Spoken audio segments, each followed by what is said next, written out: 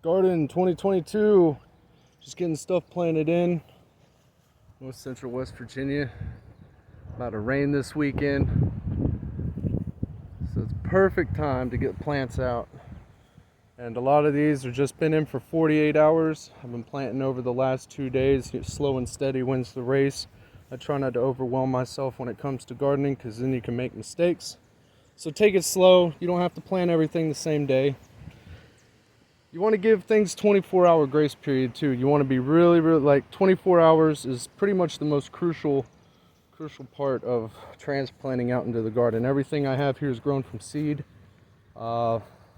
except for these two chocolate habaneros, which are year 2. I bought those as sprouts from a greenhouse here in North Central West Virginia. Shout out Freed's greenhouse. All right, but anyway, walking in, we got our Scotch bonnets coming in, chocolate habaneros. I'm gonna put another 2 chocolate habaneros here. Got a marigold in the middle of that, just for, pollinators' sake. I did some cluster planting here. Got these 2 raspberries, 2 blueberries. I'm not letting them stay here permanently. I'm just gonna be growing them here as year 1 starts, basically, just so they can establish their roots, get nice and healthy, and then I'll transplant them out to another place later. All right, edible weeds, lamb's quarter, tastes like spinach. If you can't grow spinach like me, well, you already got it growing, you just don't know it. This stuff is pretty good. All right, and then we got our black nebula carrots here, a few of them, and then our Danver half longs that are coming in. Sweet cherry, cucumbers planted in here. I got 3 peach saplings back there. I'm gonna let a peach tree grow in this back corner here. I'm just gonna select the best one out of the 3 there. Sunflowers coming up in the back. Strawberries, got about 7 strawberry plants there. Euphoria pepper, marigold, another handful of carrots that just sprung up, another carrot that just sprung up. I let them grow because, I'm gonna let a lot of my carrots go to seed because I need more carrot seeds. Got tomatoes here. I'm not sure what kind. Don't know. All right, and then we got our purple potatoes here. Some ground cherries that I just tossed into this little container here. I'm gonna plant those out into the wild. San Marzano tomatoes. I don't know what I'm gonna do with those. I'll probably plant those out in the wild too. See how they do. Blue Adirondack potatoes, scorpion pepper, marigold, 7-pot brain strain, 7-pot brain strain. And hopefully I'm gonna get my hands on some mosquito netting so I can isolate. But yeah, these are just 24 hours in. They've been growing since October of last year, and that's the scary thing. We got red wheat here, but it's like, you put so much emphasis and work. I mean, every day I was on these plants, checking them, watering them, dealing with pests, all that kinds of stuff, for like months and months and months, over half a year. And then you go and plant these out in the garden. You go to plant these out in the garden after all that work, and then they die on you, So, it's like the first 24 hours is a real nail biter.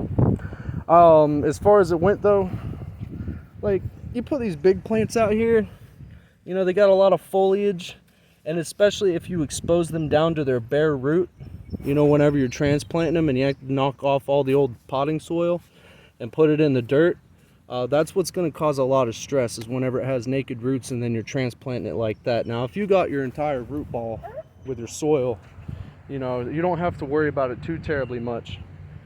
But if you do end up having a lot of droopy leaves like this one did, I just came through and I plucked off a bunch of the big leaves. That way the plant didn't have to stress itself out to rejuvenate those basically dying limbs. You're basically saving the plant's energy from trying to resuscitate dead leaves or dying leaves, and just allow it to support the leaves that are doing fine. And this pepper plant will do excellent. It'll come back with a fury. But anyways, leeks that I grew from seed. Just transplanted a store-bought leek last year, let it grow up to seed, and then this was a volunteer that came up over the spring. Orange Cayenne. Orange Cayenne. Got a pepper coming in, but since the plant got transplanted, this pepper might die off. So I'm not counting on it to go to full maturity. But yeah, orange Cayenne.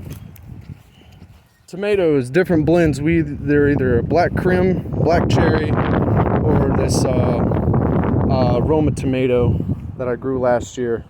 There's 12 plants here in this, I would say 5 by 8, 5 by 7. Another Euphoria pepper here. Peas. I know I let the weeds get out of hand, but that's so the peas have something to grab hold of as they work their way up the fence. You see, they're grabbing a hold of the grass and working their way up the fence line. Raspberry that I propagated off of my heritage up by the house. Hey. Not now, kid, I'm busy. Thyme that I propagated. I haven't started thyme from seed in a while because every year I just propagate, you know, a branch or two off of, you know, last year's thyme, like this over here that I showed you in the last video. And yeah, I'll just pull off a couple of the soft, pliable green parts like that. Strip off the bottom leaves. Well, I just tore up the plant, but strip off the bottom leaves, set that into a cup of water. Wait maybe 3 weeks, changing the water every few days. And you know, the thyme will grow roots, and then you can plant it out like I did. Or you could take the time, to take your time and find some low-hanging branches like these that are close to the soil, and then just take some dirt and just cover the branch, and then it'll root out like that, kind of like you would do when you're propagating raspberries. Kind of the same principle, how you would tip root raspberries, some raspberries, if you know what I'm talking about. Anyways, the plant will leave the mother plant, as you can tell here. I don't know how well my camera's coming in, but here's the main plant here. It's pretty good size for a thyme, but then it branched out into a separate plant here, so you could just take that and transplant it. Lecia peppers that are getting planted in, and I'm going to show you how I do my peppers. I got ground cover, cardboard, hay, weed barrier, whatever you got, as long as it's permeable and doesn't allow for much moisture evaporation. Anyways, so I dig my hole. I dig my hole. I'm just going to do a mock dig right here because I'm going to have one right here, so I'm not going to put one right there. But anyways, I just dig my hole. This is nice and good soil, nice soft soil, because I tilled it up earlier when it was still snowing, and we had a break in the weather, and I was able to work my dirt. I came out here and I tilled it up and then threw some cardboard over top of it, and it's been like that for months. And the ground stays nice and soft because it stays covered. It's kind of like whenever you go out into the woods and you roll a log over and there's a bunch of bugs and the dirt is real loose and you can work your fingers through it. It's the same principle. You're just covering it over, and you know, as long as that area stays moist, you're going to get lots of bugs, you know, just all kinds of, like a micro habitat here, and the soil will stay nice and worked out. Anyways, fertilizer, bone meal, blood meal. I just take I think this is a 1/4 cup here that I got. For every hole I do a 1/2 cup, so about 1/8 of a cup. About 1/8 of a cup of blood meal, 1/8 of a cup bone meal. Man. Just dunk it in the hole just like that. Take my shovel, mix it around, and making sure that your hole's nice and deep too. You want your hole to be twice the depth of a root ball. You know what I mean? Oh, right. So that's all mixed up there.